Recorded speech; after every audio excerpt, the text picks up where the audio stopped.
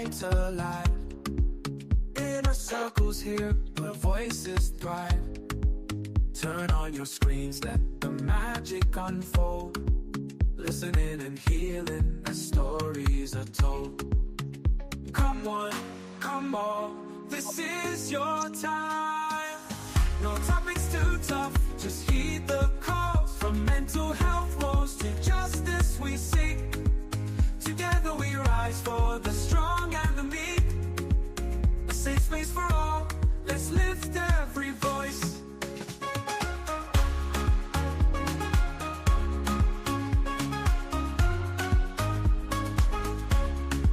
Inner Circle podcast where hearts unite.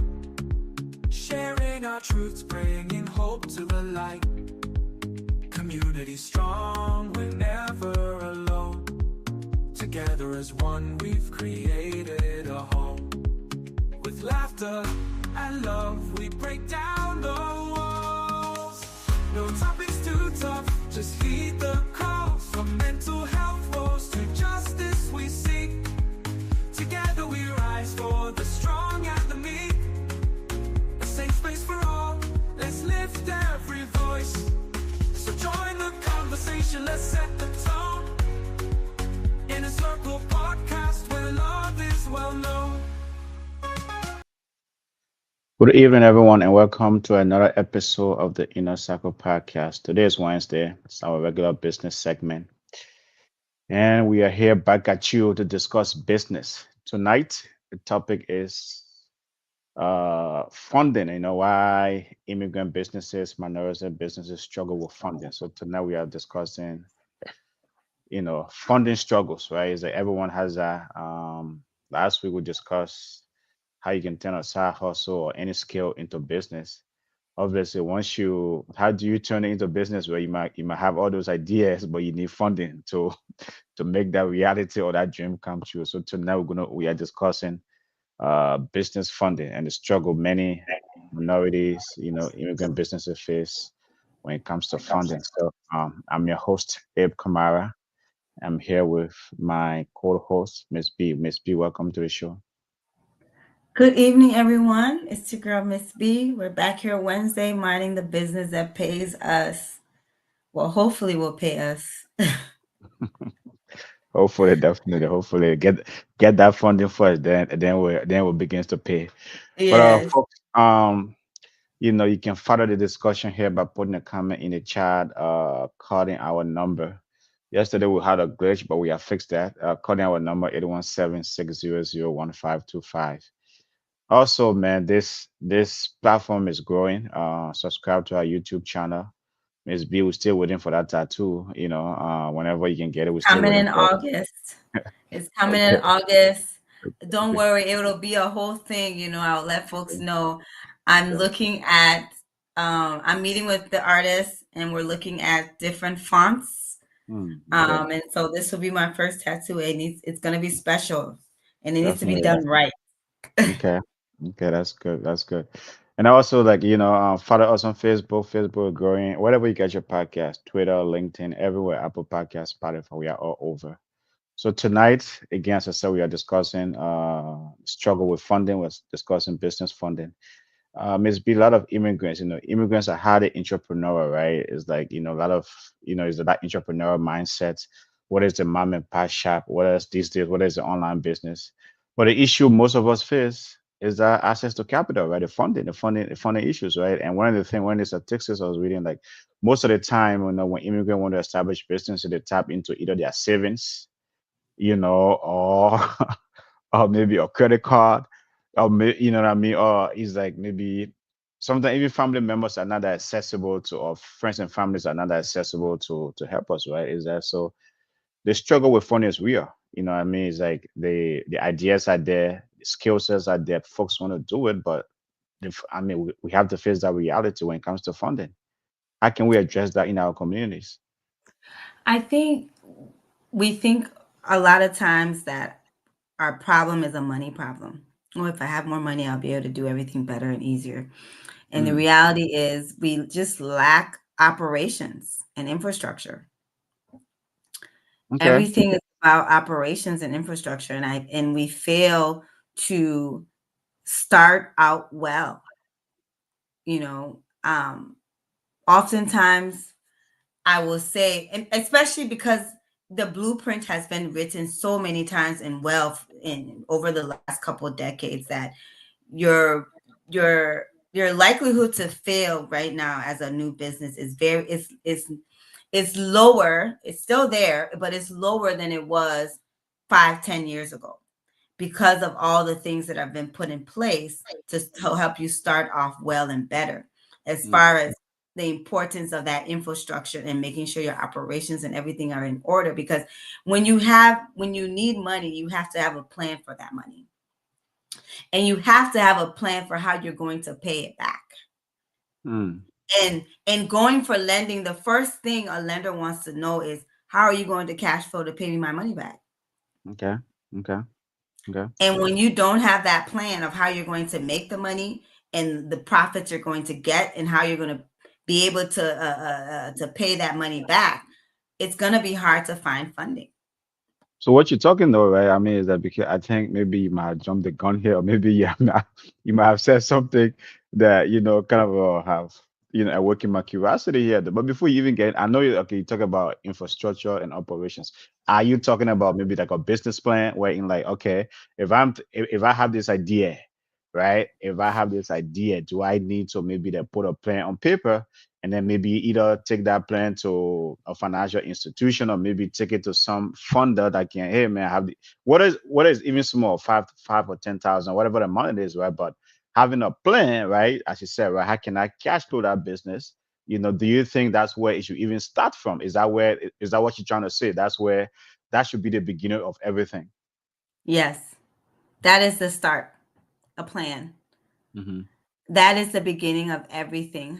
Hi, Randy. That is the Mm-hmm. beginning of everything. We all hear that saying. It says failure to plan is planning to fail. Okay. We fail to plan. We don't value what a business plan brings to our business and how that plan helps us to start off well, right? Mm-hmm. I myself is guilty of it. The work that I do is economic and community development work, and I work with Mm-hmm. small businesses and startups all the time. And before, I used to feel like, okay, the system needs to change how it answers this funding problem and not expect folks to have a business plan. Mm. I was wrong.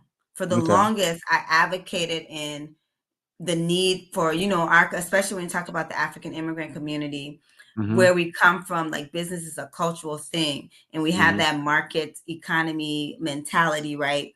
Mm-hmm. And the way we do business in Africa on the continent is, you don't need a plan. You don't go necessarily have to go register your business. Once you have your product, you take your product straight to the market. There's no Okay. testing it out. There's no talking about it. You take it straight to the market. And so I felt like the system here needed to respect that and Mm-hmm. understand that. And here it is. We do have some African immigrant businesses that are successful.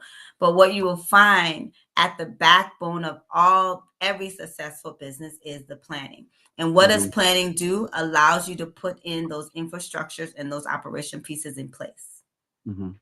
Well, I think, I mean, Randy, I don't know what is available, man, but I think some of the thing you're talking here, I think maybe if you have a minute, I think you should come on here, because the thing you're talking here about landing profile, I think you can come and expand more on it, right? Like landing profile, or the other thing we're talking about here.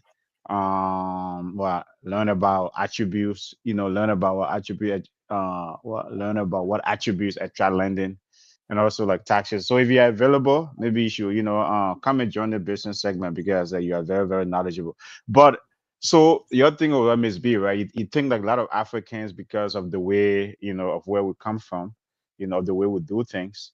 Do you think like we don't even take that seriously, right? That aspect of it, right? It's like, okay, I don't need to plan. I mean, I have this idea. It's a great idea. The thing about it, right? Someone would like to say like if someone try to pitch you on a business idea in Africa, right? When you hear someone try to pitch you on a business idea, they will say, "Oh, they think I can make a lot of money." Oh, you know, okay. It's like it tickets, right? Tell me more, right? Yeah, it does make a lot of money, but tell me more. How? I mean, what is the market? Have you done any kind of a market research, right? Have you done market analysis about research and all those stuff like that? So it's like those are all the things I mean, we kind of we don't really consider. So, but when we come here, it's different. Those are things that are almost required. Exactly. Like Hmm. back home, you selling fish. You're not tracking. I left the house with 10 fish today. I'm selling each fish for $5. I went to the market, and within maybe 2 hours, the market is an 8 hour day. Within 2 hours, I sold my 10 fish. Now, Hmm. the 6 hours, I have no more fish to sell, but there's people still coming and wanting to buy fish. Again, you're going to come back tomorrow. You're going to bring the 10 fish and you're going to face the same thing. You're not even processing, okay, my location, the market that is there, how many Hmm. people are there? What is Hmm. their income level, right? What is Hmm. the amount of foot traffic that is at this market that I'm going to every day? And Hmm. now I can say, okay, this is how much inventory I need to take every day, and then I will know to a science every day for 8 hours. I will know what my busy hours are. So maybe if I'm saying, you know what, I don't need 8 hours to make $1,000, I Hmm. can make 8 hours within 1 p.m. and 4 p.m. Okay. And then I know that way I know I'm going to be at the market 1 p.m. and 4 p.m. will be my busy time. So therefore I will sell my market out in 3 hours instead of 8 hours, right? Okay. And so it's those things a business plan will allow you to take into consideration before you even hit the market. Because Okay. no plan is going to say it's going to be 100% foolproof. But Hmm. having a plan is better than not having no plan at all. And oftentimes when working with, predominantly and largely in our African immigrant community, is Hmm. they do not have a plan. Okay. Okay. And as we try to get them in spaces like the state fair and at the airport. That's the level of where I'm trying to get our businesses into now. The state fair Hmm. and selling at the airport. Hmm. You need to know your numbers. The Okay. state fair and the airport is all about volume. Okay. Like, how much sour cream do you need today to make how many amount of tacos in these times? And the state fair will tell you what days are busy, what hours of the day they're busy. They'll tell you if it's family oriented, if it's teen oriented time of the day, if it's that single person, they will be able to tell you because they understand their market. And you, as a business trying to get into their market, you better have your numbers. Okay, okay. Well, folks, tonight we are discussing immigrant businesses struggle with, funding. Why immigrant businesses struggle with funding, and my man Randy has joined us here because I think he was, putting some great ideas out there. So I wanted to make sure instead of putting the comment, let him come and join this conversation. But Randy, welcome to the show. Thank you, bro. It's a pleasure. Yeah, Miss B, how are you? yeah, Hi, Randy. Thanks for joining us. yeah. Absolutely, absolutely. I wanted to expand on this thing that you're talking about when it comes to the whole struggle with business funding. Can you expand on learn about lending profile? What do you mean by learn about learning profile? Who should learn about it? Is it a person who's trying to seek the funding? I just want you to expand on that a little bit. Yeah, in the industry, first thing you have to understand, this Hmm. is not a cash-driven system. Okay. So one of the challenges we face as immigrant looking to get acclimated here is that we're transitioning from a cash-driven system Okay. where everything is transactional with the Hmm. physical money. Hmm. And even liquidity, getting Hmm. access to funding back in Africa is even difficult, Yeah. even for people who have the money. Now, when you transition here, lending profile is basically what are your attributes? What do you have going on that attracts lenders, right? Mm. And you have Hmm. to understand the U.S. is not a cash-driven system; it's a Hmm. credit-based economy, Okay. right? Your ability, your credit profile essentially gives you access to capital. So Okay. if you're starting out, if so, just first thing, if you're transitioning, and I see a lot of my clients do this, they're transitioning from W-2 to employment, and, Hmm. and you look at how people file their taxes, right? A lot of us, when it comes to January, February timeframe, we're filing our taxes intentionally to be able to get money back from the Okay. federal government. That Okay. has another implication, Oh. right? So how you file your taxes, Okay. especially from a business perspective, if you're getting money back from the government, that's a red flag.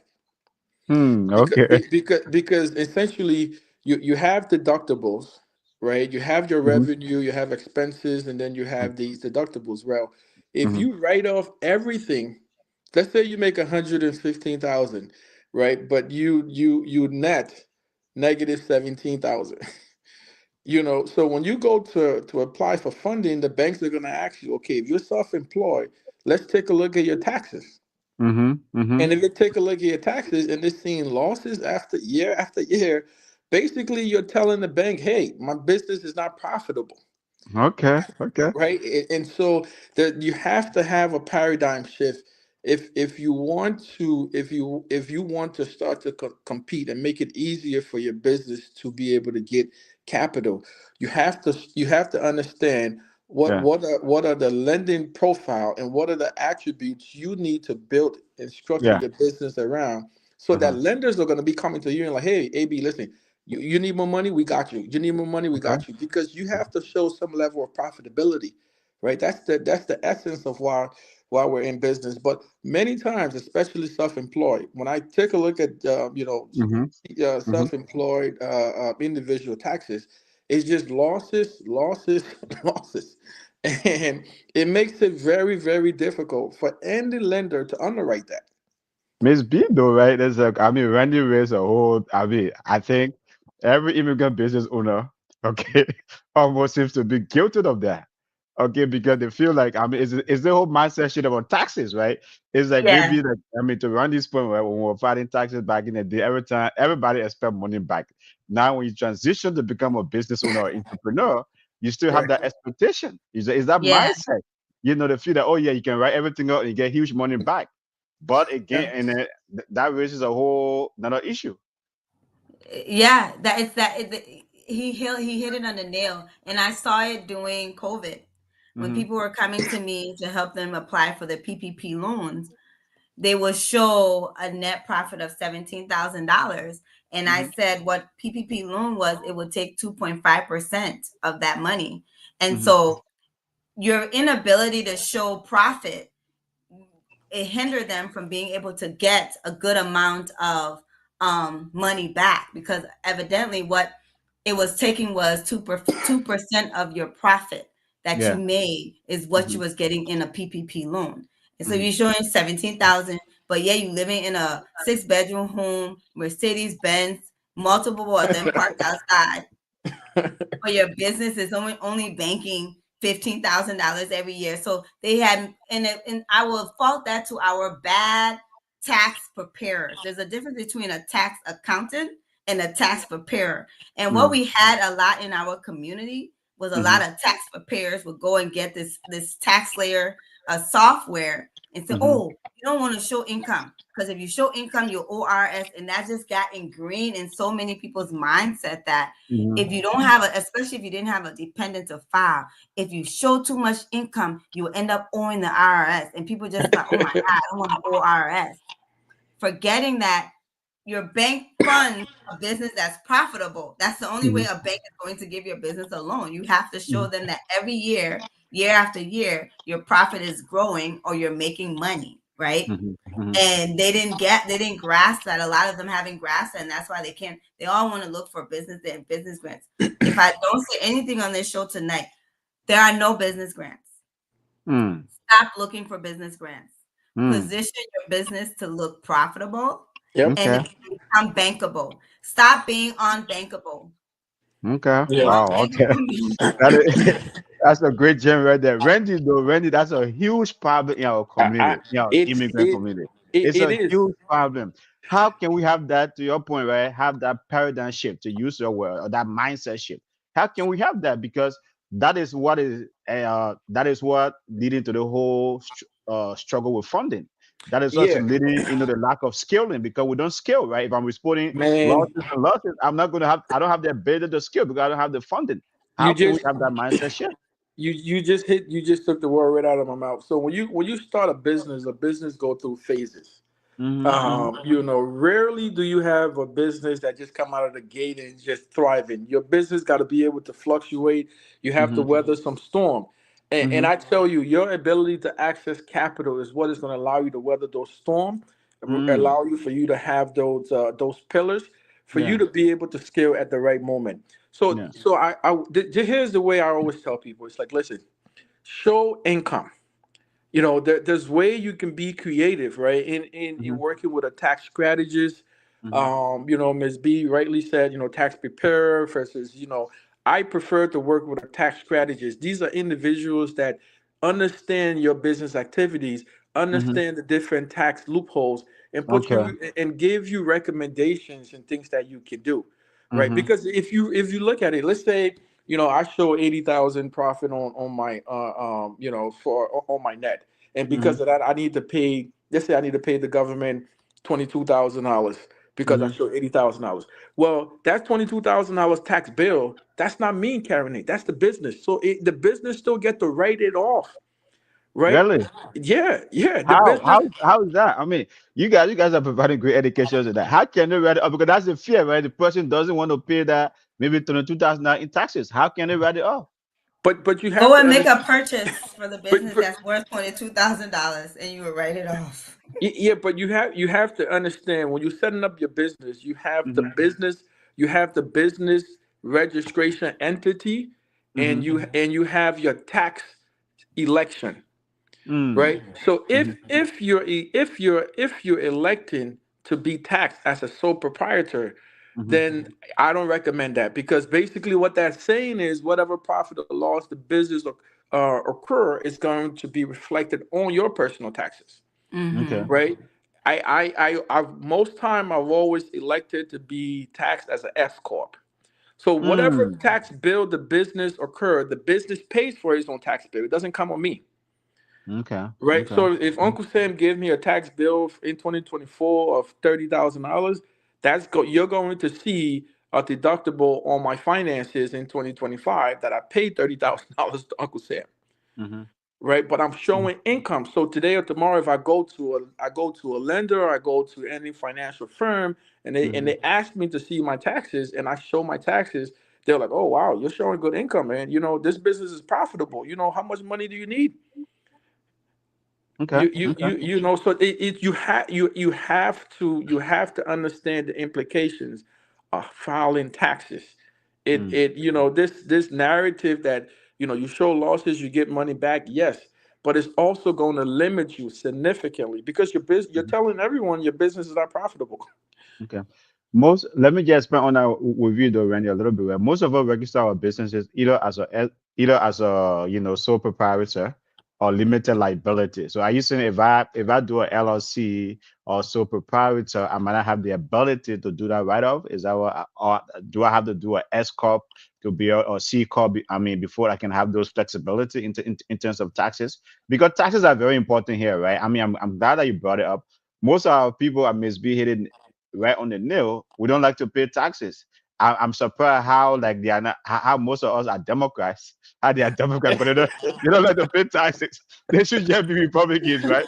They don't like to pay taxes, right? And stuff like that. But how is like it's big. Which business should you go with, right? To be able to have those kind of a strategies to work it out. For me, I always, again, if there are things for you to be cheap on as a business person, there are things that you shouldn't be cheap on. Okay. When it comes to me working with my tax strategies, I'm not cheap. I go with the best, whatever they Okay. pays me, that I Mm-hmm. I pay that fee. I Mm-hmm. get all of the recommendation. I get the consultation, and I set up my business structure Mm-hmm. to maximize whatever tax benefits out there. So there's two things. One is your business registration entity. If you're registering your business, you can do LLC, you can do sole proprietor, Yep. whatever you want to do. Mm-hmm. Now, when it goes to you setting up your getting your EIN number and things like that, they're going to ask you, right? Yeah. Which Yeah. which entity which tax categories do you find yourself within? Mm-hmm. Right? Most people do sole proprietor. Yeah. It's not advisable. Okay. It's not advisable. Don't do sole Okay. proprietor. You either, and again, my recommendation is S corp, unless you're like Microsoft, unless you're Apple, you're dealing with millions and billions of dollars. Then you can do the C corp stuff. But anything less, do the S corp, because the business taxes are going to be the business taxes. The business liabilities are going to be the business Mm, liabilities. okay. But work with a tax strategist. Like, they are Hmm. out there. Research them, hire one, and work with them. Trust me, they are worth the hire. Wow, wow.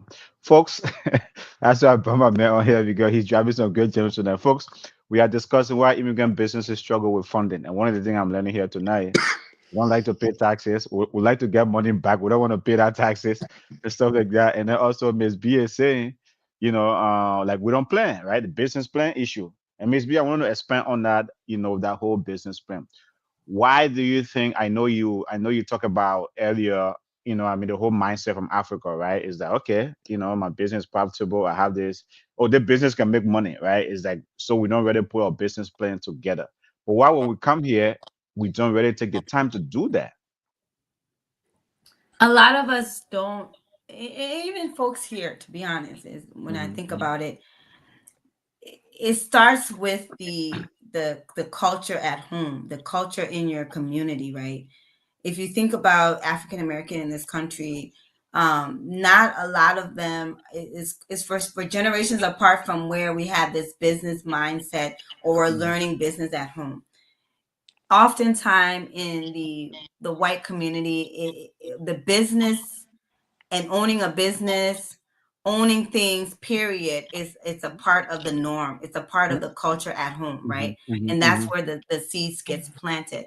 And Mm-hmm. because it's a part of the culture, whether white or black, but because it becomes a part of the culture, there are certain steps you need to take before you even think about starting a business, right?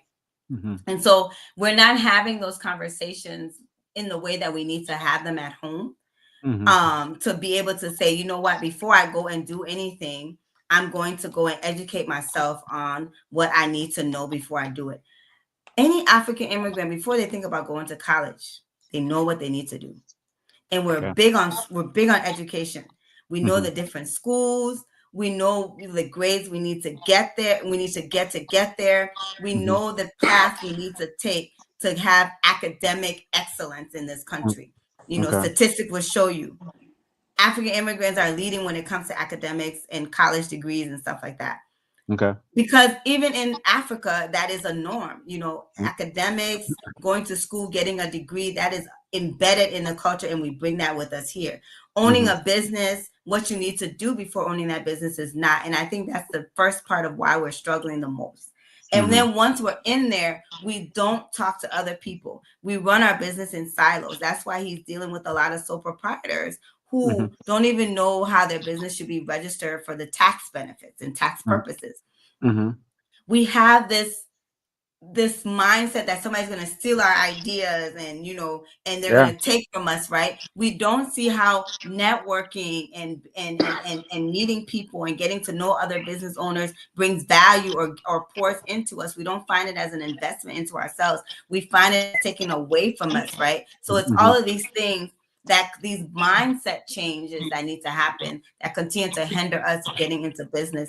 And I'll tell you this, working in economic and community development, somebody that works with helping folks with lending, I've never met a lender who didn't require a business plan Hmm. out the gate. I've never met a lender who didn't need some kind of plan. I Mm-hmm. will say what I've advocated for over the years for that the level of that plan to decrease, as Okay. far as they're not looking for this 10-page, 20-page paper, Okay. right? Mm-hmm. But at least even a good 2-page plan around sources and uses of that funds is Mm-hmm. expected when it Mm-hmm. comes to accessing capital and lending for your business. Okay. Randy, though, what Miss B is alluding to here is about documentation, right? Documentation from the beginning, right? The business plan, right, up to the time, because you will see most immigrant businesses. I mean, we all have, anybody got a, even when you have a side hustle, you're almost guilty of this. We don't do a business planning, and then after we even get a business off the ground, we don't document what's the revenue, right? How much are we bringing in? What's the expenses, right? I can tell you, you ask most immigrant run businesses. I mean, as Ms. B alluded to, right, what are your numbers? Your numbers are meaning, hey, what did you bring in this year? We Right. struggle with that. when it comes to documentation, how can we work on that to make sure that, hey man, is like no matter whether you're making profit or not, documentation is key. Yeah, I mean, for me. I look at it as I look at it as your score sheet. I mean, can you Mm, imagine? Can you mm. imagine going to school for 4 years, and you let's say you turn in an assignment, and you don't know what the professor graded you. Mm, If you're running a business without documentation, without scorecards, without KPIs, you have yeah. no idea how the business is performing. Wow. And so documentation is really, really key. But to be honest, I think this whole struggle part of it is inherent to, like Ms. B said it, like our tradition, our upbringing. I mean, like Hmm. how many Liberian owned businesses do we know that have been around for 30, 40, 50 years? Mm, Our businesses don't last that long. yeah. Yeah. To be quite frank, and the first step of addressing the issue is to acknowledge that you're not good at it. So I'll just plainly say it out. We're not good. We're not good, savvy business people. We Okay. we we're not. But recognizing what we're not good at, that's the first step. Now we have to go Mm, out there and get the skill set, get the hmm, information, and hmm, slowly start to put the pieces together. And documentation is one of the key things, right? hmm, I mean, regarding your business activities, you have to be able to identify what are the key what are your key performance indicators. mm, You know, hmm, and based on that, you put in place some measures, right? mm, Okay, these things, these is our measurables. Like if you're in sales, right? Every month we want to target this, right? How hmm, many leads do we want to go after? How many leads do we want to convert to action? You have to have a scorecard to be able to mm, evaluate your business, because if you don't know what levers to pull at the right time. You don't know what direction your business is heading. You don't know how your business is struggling or hmm. successful. And when it happens where something like, let's say, like the pandemic Yeah. natural disaster hit us, those businesses are not going to survive Hmm, those challenges. hmm. So I think Ms. B said it correct, but it's something we struggle with, but we need to be able to get in a position where we have access to the right tools, the right resources, so that we can start to mature in those areas. Okay. Well, folks, tonight we are discussing why immigrant businesses struggle with funding, and Ms. B and Randy, man, they are providing some great information tonight. I'm really, really having fun with this conversation. Sometimes we bring some of these topics, we don't even know how it's going to choose, right? It just be, it just like it's timely stuff like that. So you can contribute to the conversation by putting a comment in the chat or calling our number 817-600-1525. But Miss B though, right? There's a huge issue in our community, right? Is that you guys are really hitting the nail on the head tonight. Why we struggle with funding. But how can we, is like how do we is that because one of the things, right? The reason we have this business segment every Wednesday, the reason I'm always excited about this business segment every Wednesday is to having this kind of a conversation, right? To say, look, man, look, you have to run this point, you have a lot of business in our community, you have a lot of great ideas in our community, but you have never seen a Liberian business. Even so now, like I was arguing with some friends a couple of weeks ago or months ago. I said, tell me one Liberian business in Liberia that is generating X, Y, and Z million dollar in revenue. They couldn't tell me, right? They would just tell me, say, oh, the person rich. I said, what's the definition of rich? Thank you. Yeah, having a house, that's not rich, right? What's the definition of rich? But there's an age-old problem, especially maybe other African countries, they are, it's different. But especially when it comes to our Liberian culture, there's a huge problem. That's why we don't scale. That's why you don't see Liberian businesses, that someone that's in business, man, this person, I mean, you have the Kwaku and all those stuff, yeah, those guys, you know what I mean, stuff like that. We don't last in business. How can we, begin to address this problem or tackle it head on? We have to change. I will give you a fun fact. Hmm. OLM, although it's a nonprofit, is the oldest Liberian business in the state of Minnesota. OLM has Okay. been around since 1973. What's their revenue? What's their revenue?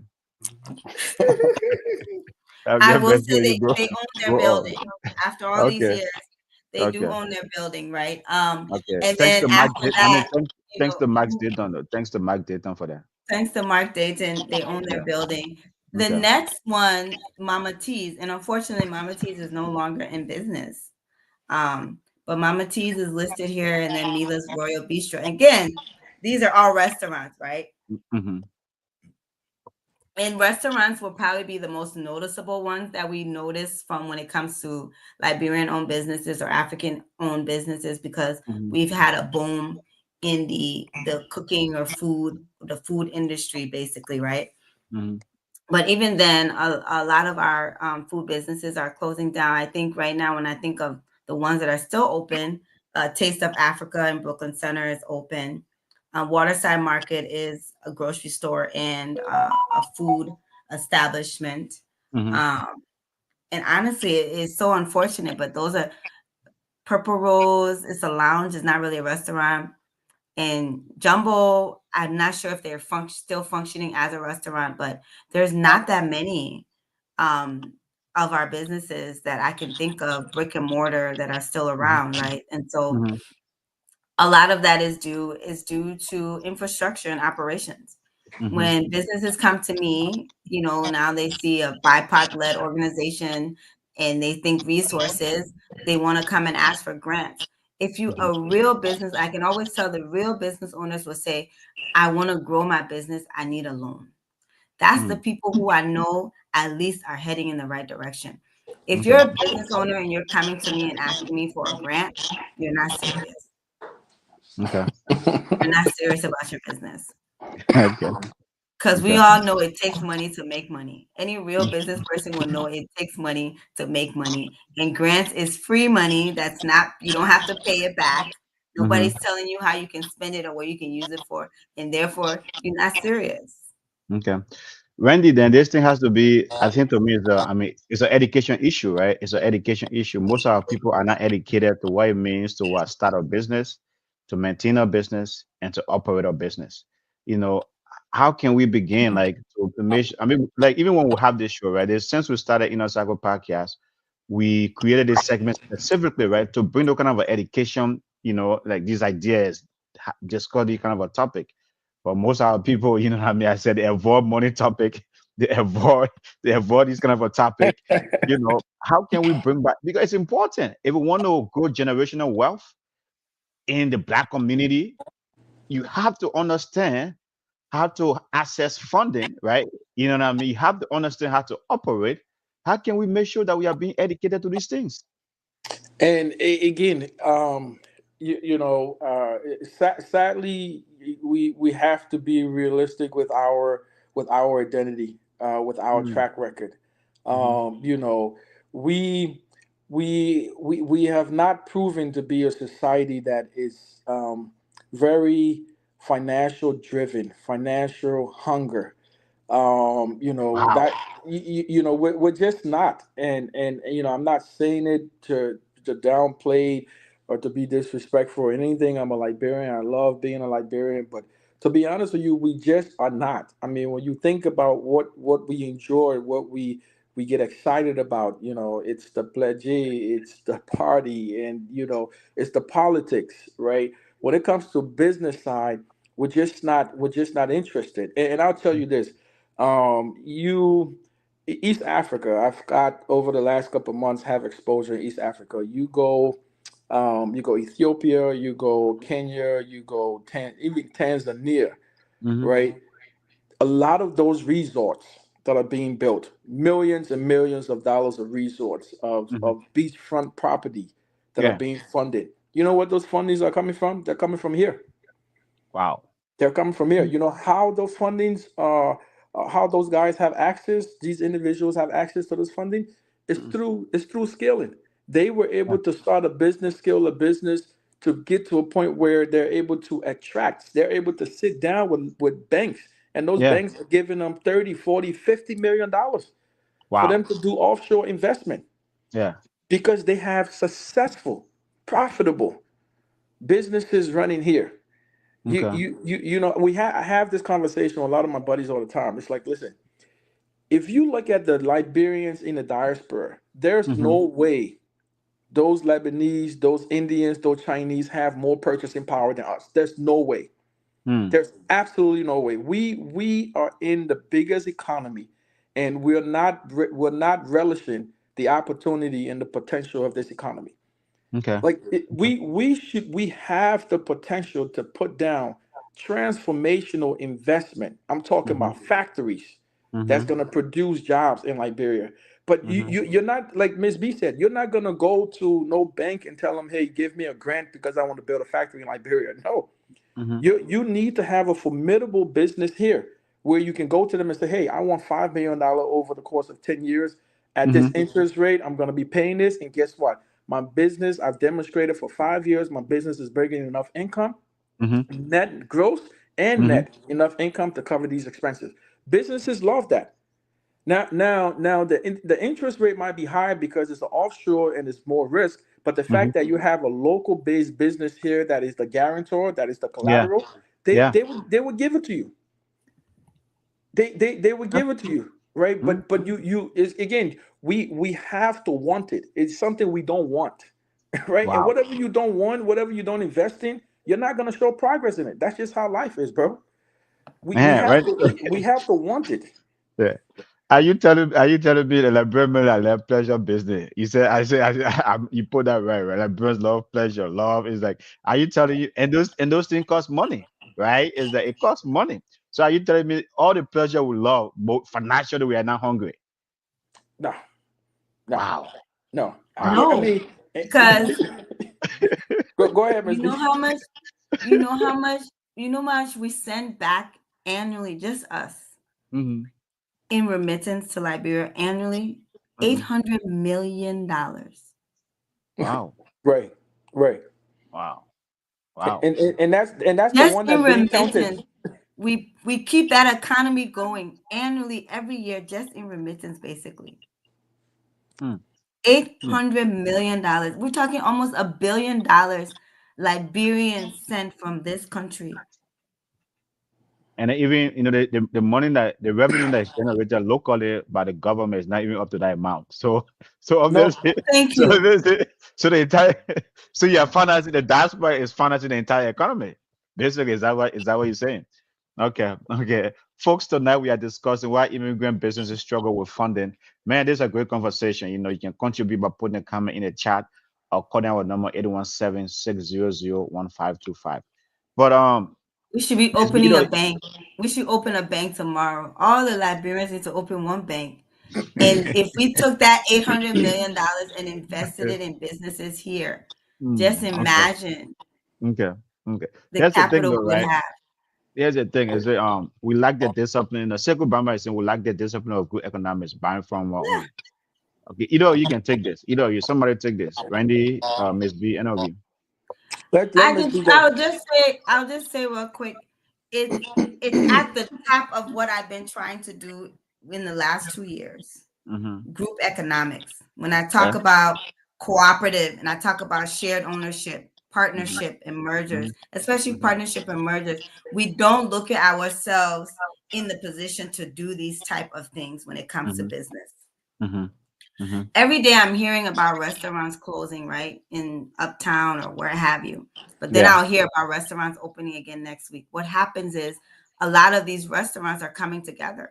If I Mm-hmm. have my little mom and pop shop for the last 30 years and I have to close, now I'm going to go find 5 more other little mom and pop owners and we've become a restaurant group. Mm-hmm. And now we can go and open like a franchise type style restaurant and we're still in business, right? And we're Mm-hmm. still bankable. We Mm-hmm. don't know how to do that. We have so many of our restaurants that are dying around here. We don't know how to say, okay, you know what? I like to cook, you like to cook. Let's come together and open one solid restaurant. And when Mm-hmm. that is thriving for the next 3 years, let's look at different locations. That's that group economics mindset that we're lacking when it comes to us as far as even starting, Perfect. scaling, and growing our business. I mean, when you come, and I know you always like to talk about the restaurant stuff. The thing about it though, like, yeah, you always like to talk about the I use restaurant stuff. an example because Yeah, people but can let me understand hold you a that. little bit There's here. so many other Let me hold you a businesses. little bit here tonight. Let me hold you a little bit here tonight, right? You see, like East African restaurants, right? It's becoming mainstream. are like, Chinese. That the a Chinese fried rice they can cook. If I tell you a Liberian cook a fried rice for you, it would be the best fried rice. Why is it not mainstream, Thank Randy? you. Why is it that mainstream? I mean, people talk about jollof rice. If a Liberian cook a jollof rice for you, they be talking about Nigerian jollof. I say ready, so tomato and and make it Like the and push people, it. like the people jollof. But Exactly. Yeah, you know, how are we group. not taking those things mainstream? I mean, is it a lack of group economics thing that that I mean the Sekou I mean that I mean that Sekou is talking about here? I like to piggyback on what Ms. B said. Mm-hmm. The the impact of group economics. And I said that I think the last time I was on the show. Mm-hmm. Thankfully we've seen a lot of Liberians now move into the group home assisted living space, Yeah, yeah. right? Which is great, which is great. But Mm-hmm. but again, you talk about scaling, Yeah, right? yeah, Right, yeah. scaling the business model and not just being a one trick pony, right? Mm. Let's okay. You got into the assisted living. You're dominating. What about the senior living, right? Like Yeah. why do we just move to assisted living and we just stop there? You understand? So it's like Mm-hmm. you always have to keep looking at what's next and how can you get bigger. I guarantee you, if you take 5 or 10 Liberian group home owners right now and they put their money together, they can buy one of these senior living homes, Mm, right? mm, They mm-hmm. manage it for 2, 3, 4 years and they do the same thing. So group economics is very, very empowering. I mean, just look at the Asian community. They are Mm-hmm. known for that, Mm, yeah, right? yeah, They yeah. are known for that. These folks purchasing power, man. It's up They- there. yeah, Mm-hmm. the Mm-hmm. Asian mall is a thing right now. Mm-hmm. Edina or Eden Yeah. Perry, St. Paul. They bought the old Sears lot. That whole thing in St. Paul is owned by the Asian community. They're Mm-hmm. Yeah. in Northtown, Blaine. They're buying those malls over there by where Home Depot, Becker Furniture over there. They're buying Mm-hmm. that too. Asian malls. I think recently I heard they're going to Vegas. Mm. If So, they've created an investment group. The investment group is based here in Minnesota, wow. and they're killing it. Like Okay. I tell Okay. folks right now, Kamal Mall, that's Seabreeze Properties. The owner of that is not even he's not even Somalian, but Right. he found a market, he found a niche, and he's catering them.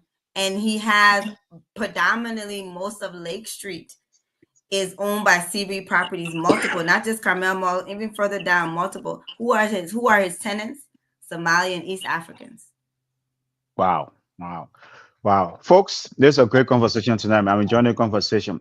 But Randy, though, right, you talk about the whole skilling stuff, maybe the group economic stuff, right? It's not, I mean, sometimes we are looking to banks, to fund us, we are looking to these financial institutions to fund us. But sometimes, right, the capital is right within our mix. But The capital. because we lack group economics, right? So we struggle with even like how to maybe like Ms. B talked about earlier, right? We don't even talk to each other. We are afraid to share ideas. We are because you feel that hey, if I tell Randy something, Randy is gonna take my idea and run away with it. So all of these things is creating problem for us to access funding. I mean, the one word that comes to my mind when I hear you say that is limitation. Mm, You are capping yourself when there is no cap, right? wow. Because Yeah. what people don't realize, I have multiple business partners. Wow. And the way I've been able to attract these business partners, is how? By Mm, sharing with them what business activities I'm in. Yep. wow. Yeah. I'll sit down with some, and sometimes I don't care much about how people take it. Some people are, oh, let me let Boston be in too much, this and that.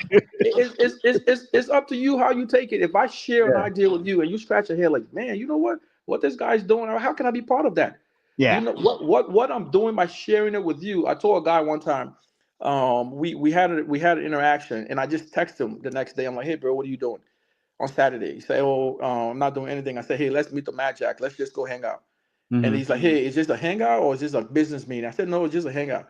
But that was a business evaluation for me. Wow. I didn't tell Okay. him I was evaluating him as a potential partner, but guess what? Me and Yeah. this dude now, we're partners. Okay. We have a formidable partnership. Like there's something he offers that I don't need to worry about. There's something I'm Yeah. offering him that he wants a piece of the cake. Yeah. You know, Yeah. so like we have to be relentless when it comes to, hey, bro, I'm doing this. Can you want to be a part of it? Are you interested? Mm. You know, like this Mm. thing is a puzzle. No one has, you know, it's not one piece. There are multiple Yeah. pieces. Yeah. You know, but we have to be willing to share what we have going on so that others can hopefully engage and be able to bring their own piece to complete the puzzle. Mm. And we don't talk about it enough. Like I'm in a group chats with women, and they want to send you Bible verses, words of inspiration. I didn't mean that to make fun, but words of Okay. inspiration. And so I went in there. I said, "Why we don't talk business? Why we don't talk money? Mm. Right? Okay. Why we don't have these conversations? Because We're it's a excited about." taboo, Miss B. Miss B. I'm not gonna cut you. Or it's a taboo in our community. And Randy, one of the things Randy hit it right on the nail. And Randy, man, if you have time Wednesdays, you got to be part of the panel here because you got a lot No, of no, people. no problem. Yeah, you got to be part of it. But one of the things Randy hit on the head, right? When you talk to somebody about business, right? Or somebody about making money, the thing you are boasting. You will take that Yeah. Liberian thing. Oh yeah, the man is trying to boast. He got this. He got X, Y, Z. So sometimes that's why you have a lot of successful people in our community, but these conversations become taboo, Miss B. That's the point I want to throw in there before you continue your Bible voice story. Yeah, and because we don't, it's called networking. The more I go to networking events, the more people talk about business. When they talk about the importance of networking, right? Yeah. And it doesn't even have to be so formal. Like you don't have to necessarily decide I'm going to go to official networking event. What he did was networking. What Randy did, if somebody calls you up, let's go have coffee, man. Let's go shoot a round of golf, right? Hmm. That's networking, right? Yeah. You are tapping into your circle, your network to see what are you up to? What's Randy doing? What are you up to, Abe? What's going on with you? Where are you at? Where's your mindset at right now, right? And you're Yeah. not going to know unless you're willing to have those conversations and put yourself out there. Yeah. Wow. Yeah, Wow. yeah, absolutely. And honestly, this is one of the reasons why I really do appreciate the initiative and what you guys do. It takes your time for you to be Hmm. able to come here. Hmm. You know, understandably, you know, the viewers, the views are not where we want it to be. But It'll honestly, come. It'll come. anytime, and for me, this is the way I operate. I'm like, listen, Yeah. man, I'm just gonna Yeah. share it, and Yeah. who takes it takes it. Yeah, you Yeah. know, Yeah. and Yeah. you just run with it. But we have to. Yeah. Um. Y'all can still hear me? Yeah. Yeah. Yes. Okay. Go ahead. Go ahead. Go ahead. Yeah. Okay. Yeah. At some point in time, we have to understand that we can't continue to limit ourselves, Yeah. right? We just Yeah. cannot continue to limit ourselves. Like Mhm. everyone else is. Everyone else. Yeah. Go ahead. Go ahead. Yeah. Go ahead. We can Yeah, still hear you. everybody else is about making money. Like, why Hmm. aren't we doing it? Hmm. Yeah. You know, I. I I went mean. everybody. to the church. I went to a creative church in Maple Grove. Hmm. And the whole sermon, they had a guest preacher. So the preacher that normally preaches that church was at a different church in Texas. And that pastor was at this church. The whole sermon was about money. Hmm. The whole sermon. And we ended up buying the books. My family and I went to the service and we ended up buying the books. The whole sermon. This man was sitting there talking about how his 9-year-old is worth $10 million. How her Wow. parents, she's buying land at 9 years old and owning how many acres of land, right? And I Hmm. was like, wow, you will never go into any African Liberian church and the pastor will be telling you about the importance of making money with the congregation members, Hmm. growing wealth with the congregation members, buying a book for your kids at a small age. So how do you Hmm. start to help your kids know the importance of growing wealth, of making money? They're going to be Hmm. telling you how to sow seeds, pay your offering and your tithes, but they will not be talking about how God wants you to be wealthy. Hmm. God has planted seeds in you and tell you scriptures that talk about wealth, scriptures Hmm. that talk about financial literacy, scriptures Hmm. that talk about being good stewards. when Mm-hmm. it comes to Mm-hmm. your money. That's Yeah. investment. Those scriptures that are telling you about good stewards and stewardship towards your money, that's talking about investment. Okay. Okay. Right. Uh, And I think it's important where these conversations are happening. I'm going to highlight these places here from time to time because people don't want to talk about religion and talk about money. And I think it's when you think about where are we together the most on a regular basis, we're in mm-hmm. church. We congregate together in church a lot on a Mm-hmm. regular basis. We should be Mm-hmm. talking politics and we should be talking about money because those Okay. two things go hand in hand with religion as well. Okay. Randy, though, right, the one thing I brought up here tonight about, we limit ourselves, the limitations. We had a guest on here yesterday who talked about the survivor mindset. I know Miss B have talked about, I think you had said one time you were here, you talk about that. We live in a country where the richest country in the world, the GDP or the economy right now is over like 30 trillion, right? The opportunities are limitless, but yet we are still stuck in that limitless, that limited mindset, right? Deficit, It- that yeah, deficit that mindset. it's like it's like we don't want to grow. We don't want to grow. We struggle with that so much, even compared to like, I mean, you mentioned the East African. I mean, the Somalian is like, Liberian. We just learn. We speak beautiful English. Somalians come here, they don't even. Somalians come here, they don't even speak. They don't even speak English. But man, Miss B point, these folks are running the Minnesota. You know what I mean? They are running Listen, man. part of the Minnesota economy right now. Listen, man. I have business partners that are from Hargeisa. I have business partners that are from, Ethiopia, Addis. I'm telling you, man. I tip my hats to these guys. And I'm talking about brothers that are like my age or younger, and they are Mhm. doing some inspirational things. Wow. I'm being very, very frank with you. Some of the stuff these guys Yeah. are doing, it's Mm-hmm. it's next level. Yeah. Wow.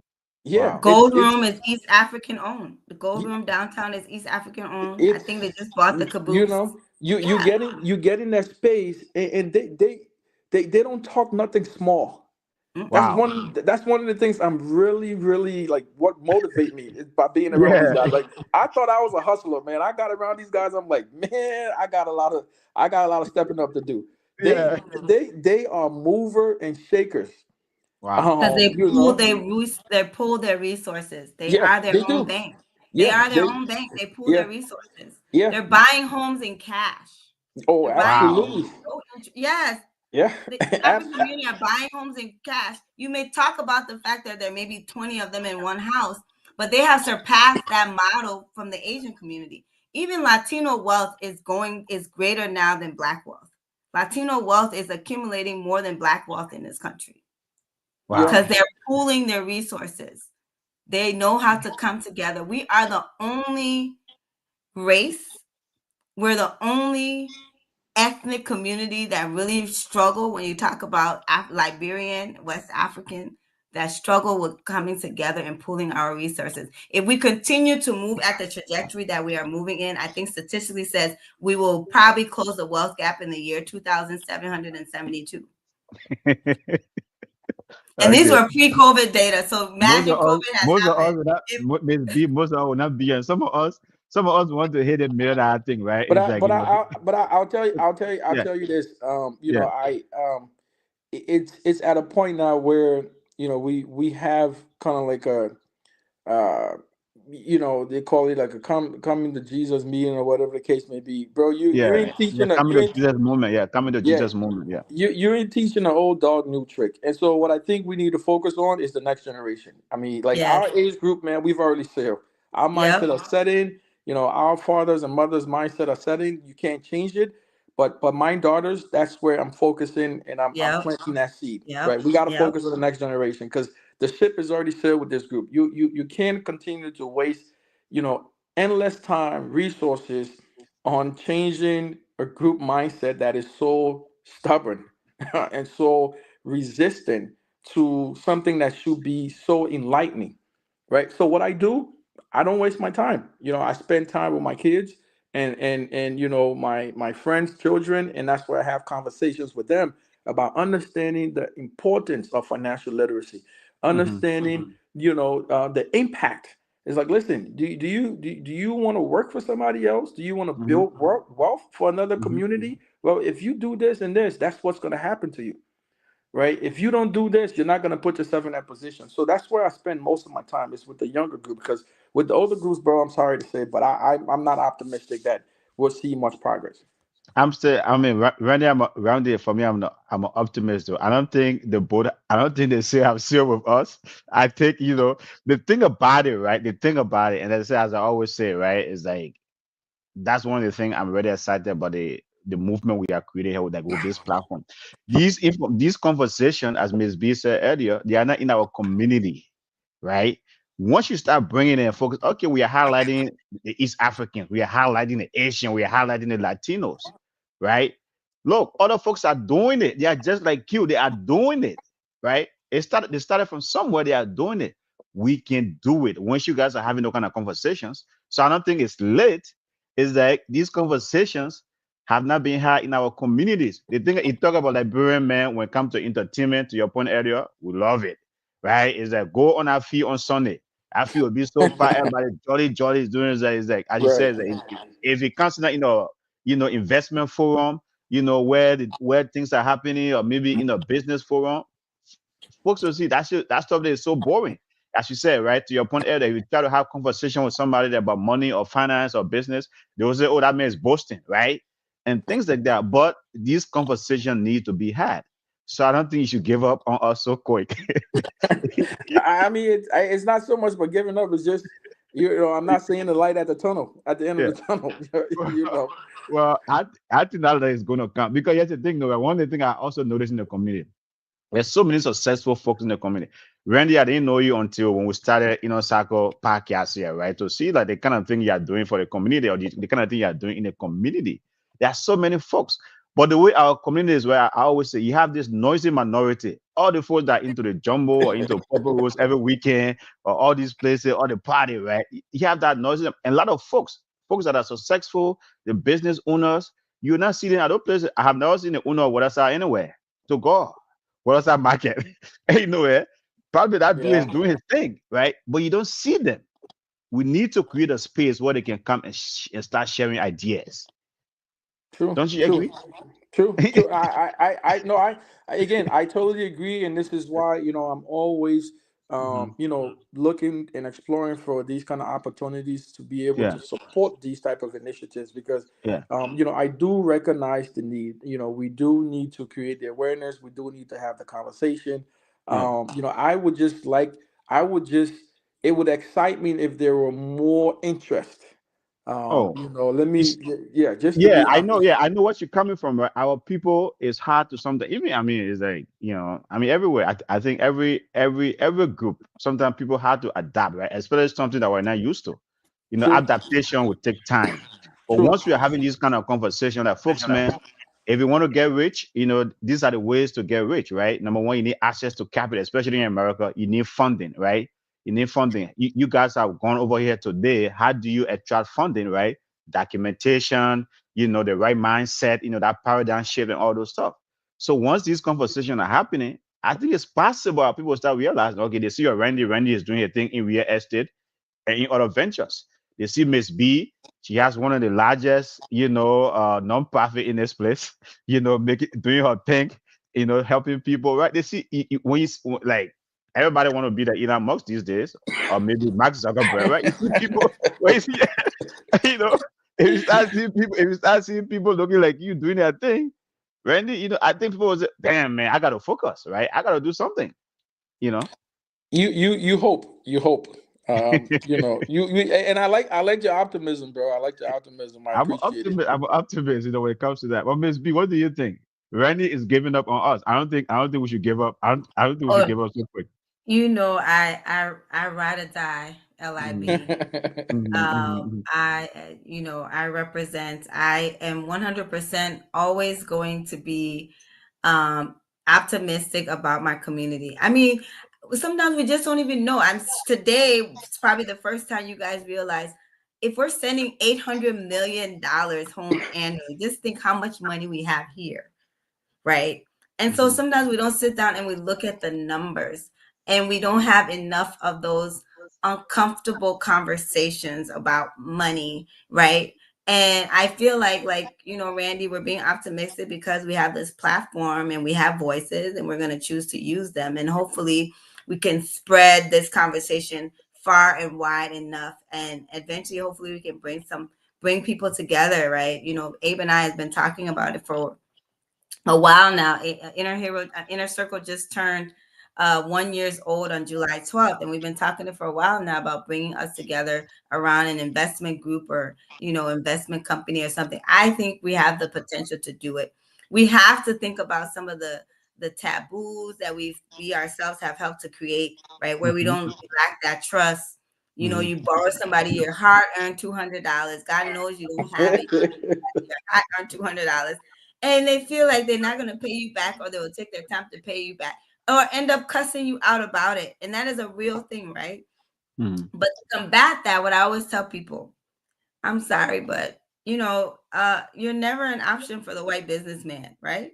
They will go from one white businessman to the next, no matter how many of them treat them bad. You're not an option. So we need to feel to have that same mindset and say, maybe this person didn't work out. Let me try the next person and the next person and the next person. Because Yeah. in business, you're gonna get burned regardless.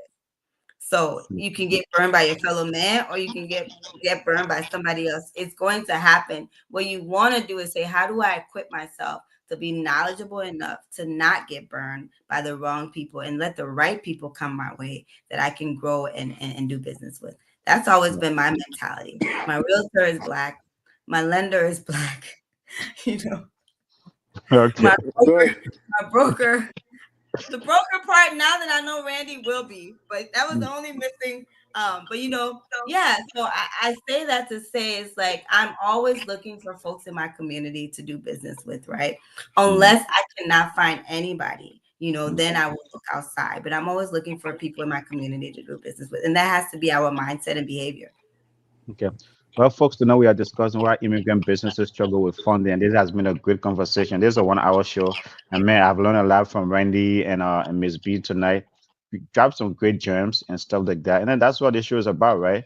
Randy, don't give up on us. You know, this platform with and don't mind. Let me tell you, really, after everything, right? Folks actually do watch this show. It's like if you go everywhere now, folks will be talking about, oh man, some of the things you gotta be talking on there is so nice. You know, we Yeah. really like it, so educational. So yeah, so don't matter. Sometimes the live view shouldn't fool you, but we are So making true. I was shocked the other day. I went to, I don't know if she yeah. wants me to mention her, but I went to Sis B. She's fabulous cook. Shout out to her. And somebody was asking me, "Oh, Denise, I caught your podcast." I was like, "Okay." You know, so yeah, so don't mind it, right? It's that we're making some waves. But Randy, I want you to attack this, right? And this is what I was saying earlier, right? There are a lot of resourceful Liberians like you, like Miss B, a lot of people that I know I come across, but they have shied away from the community because they feel the community have what outcast them. Some of them I feel, you know, the community feel maybe they, to your point earlier, I'll keep bringing this up. They are boasting and stuff like that because sometimes success scares us. The kind of success that scares you, like Brian makes a success wherein like you're not just showing up in a nice car with a plenty of women and all those stuff, right? That's the kind of success so that Brian love to see. The nice car, the plenty, you know, chamo or the children or the girls and whatever, right? Right. That's the kind of success that I try like Brian. But the real success with money, right, with business doesn't really attract our community. But that shouldn't, you know what I mean, and stuff like that. So maybe a lot of the successful people in our community feel they have been outcast because the community is not welcoming them. What do you have to say to that? Just to, I say that, I say that while I am, very intentful about it, but at the same time, any opportunity to contribute in creating awareness, I mean, you can count me in because Mm-hmm, mm-hmm, I do want to support the community, and this what I'm about to say is another proof that what you're doing is actually driving, creating awareness. Sickle, who mm-hmm, just commented here, mm-hmm, is a friend of mine. It's like a brother of mine. We know each other in the soccer community, and I mm-hmm. had no idea the last time I came on the show he was watching the show. So I think it was this Sunday or last Sunday. He came up to me like, "Bro, man, you did a very good job on that show. I had no idea you knew this stuff." And I'm Yeah. like, "What show are you talking about?" He's like, "Inner Circle." I'm like, "Oh yeah." And then he's like, "Man, I'm gonna give you a call. Yeah. I need to Yeah. sit down and talk to you." So that's just give you Mm-hmm. Mm-hmm. indication that things are moving in the right way. But there's a famous saying that the teacher will show up when the student is ready to learn. And for me, that's kind of my understanding. Is like, listen, when individuals are looking for me and need me to be accessible, I'm going to be accessible. I'm going to be open. I'm going to Okay. share whatever I need to share with them. I'm going to Mm. contribute to whatever whatever contribution I can provide. I'm going to do that. But in the meantime, I'm going to hustle. In the Yeah. meantime, I'm going to go get mine. Yeah. Right. Yes. So Yeah. I'm willing to contribute. I'm willing to Mm-hmm. support. I mean, I've Mm-hmm. I've mentored many individuals in the Liberian community when it comes to investing in real estate, and I don't even Yeah. charge these folks. To Yeah. be honest with you, I don't even charge these folks. But Yeah. again, I'm not gonna go out there and try to reel people in. I'm not really gonna do that. But if an individual reach out to me like, "Hey, bro, I heard you do this. Is there a way we can set up some time?" I'm like, "Hey, listen, tell me when you're available. Come to my office. Let's sit down. Let's meet." Okay, okay, that's a good one. That's a good one. And kudos to you for doing that. Right? We need to definitely help one another out. That group economics you talked about earlier. I think that's one of the way of doing it, right? Is that each one teach one and just spread Yep. it, and just spread that. So kudos to you for doing that. But Miss B and Randy, I said there's a 1 hour show. We can keep dragging it every month. But as we wrap Oh up, yeah. yeah, as we wrap up here, Randy, man, how can we solve this business funding thing, right? Because it's a real struggle. I think I want us to solve it, right? I think it's going to take a while, right? It's not something that's just going to happen overnight. But what the education, keep talking about it. Is that this is the first time we have done a specific segment just on business funding, because I think it is very, very important. Well, how can we begin to have that again? I'll use your word, that paradigm shift. Where can we begin, and how can we continue to move in the right direction? Continue doing what we're doing. Okay. From my perspective, Wednesday, I'm gonna put that down on my calendar now to be Put that down. You're available. gonna be here. Yeah, you're gonna be here every Wednesday on the business segment. I'll try to join as much as I can. That's me, Yep. Yeah. making myself available and trying to Sure. contribute. I think if you're a business owner out there, again, the onus should be on you, Mm-hmm. recognizing the need that you own the business. If it's not performing well, even if the business is performing well, taking the time to seek information, Mm-hmm. identify tools, resources that can help to make your business more, formidable. So I think, like I said, it's two ways, right? Yeah. Individuals that have the knowledge, making themselves available, but those business owners now coming forth and being a student, Yeah. that's willing to absorb the knowledge. Okay. Miss B, you got the last word. Thanks again, Randy, for joining us tonight. And like Abraham has been extending that invitation. Please do take us up on that offer and join us. We just are so passionate about this conversation topic, business financing, and then also just really passionate about getting our community more involved in doing business and doing business well. For me, it's really about doing business well. I've Yeah. been working at this my organization now for 13 years, right? And happy to be there. But being intentional for the last 5 years in working with African immigrant businesses, and I just want to be intentional around them doing business and doing business right and Mm-hmm. doing business well. Mm-hmm. So I look forward to Randy hosting some kind of workshop. Come check out our office. We have a great Sure, training room. sure. It's free and available Okay. for you to come and host a website on, getting into business, Mm-hmm. lending, all those good jewels that you have. Come and share it with the community. We'll invite some folks, Mm-hmm. prepare some dinner. It'll be on us, and Mm-hmm. we can come out and let folks know more about what Randy has to offer. And Okay. just to kind of close out tonight, just tune in next week, folks. We'll have more great information. If you didn't get everything you needed today, come next week. Sure. Every Wednesday for sure. There's a bit. Well, folks, man, Randy, man, I'm glad that you joined us tonight. I'm glad that you're going to be a regular here as your time permits. But I'm very excited about that because Miss B said you have some good information. And my girl, Miss Beaver, she drop it every week, every Wednesday. Very knowledgeable. Yeah, definitely. And stuff like that. So, folks, thank you so much, man. It's been a great conversation. Really, really enjoy it. And we hope, definitely to continue this conversation every Wednesday to make sure our folks and Randy, man, don't give on the community. The community, I don't give up. You Again, know, keep it. I'm readily available. Yeah, You definitely, know, definitely. just Yeah, yeah, we'll utilize the time as best as I yeah, can. yeah, definitely. Well, thank you so much, folks. Thanks for joining us tonight, and you all have a good night. All right, good Good night. night, everyone.